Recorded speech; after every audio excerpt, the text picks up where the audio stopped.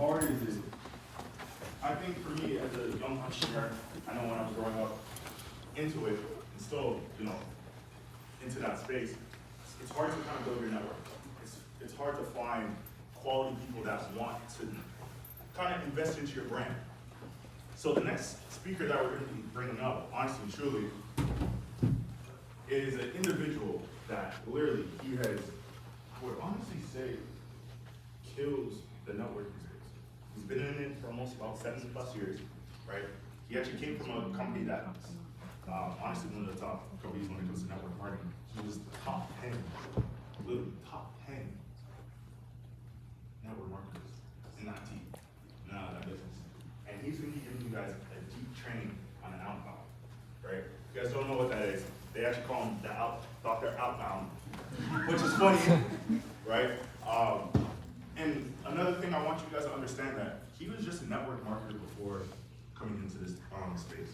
And funny enough, me and him were on a call, and he just actually fully took his time to start trading. It took him maybe about 2 weeks, right, to actually pass a full funded account on phone. And he and him had that call talking about how to trade, right, how to invest, like what's your strategy going forward.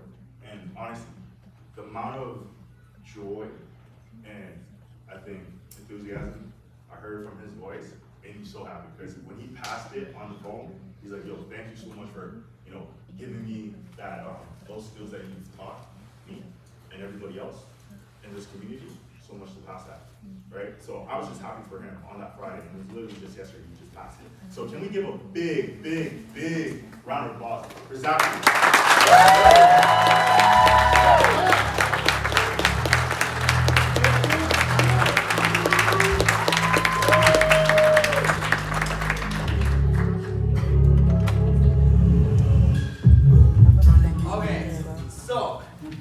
Like RJ has said, I've been in this industry 7 years.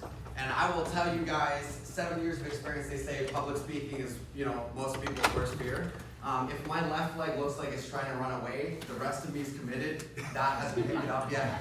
So we'll kind of work with that. But today what I want to talk to you guys a lot about is how to build strong relationships. Kind of background on me was, I come from a family, I'm a twin. My parents were really young when they had us. And this isn't supposed to be like one of those pain stories that kind of shares everything about struggle to victory kind of thing. But my dad, when he was younger, his dad was like, you need to go out there, you need to get a good career. And my dad went and started working for this company, was with this company for 18 years. Now, we lived in a little kind of sketchy part of Kitchener, and it was a learning lesson because my mom's car got broken into a lot. Every 3-4 months, we'd have someone try to rip a door off.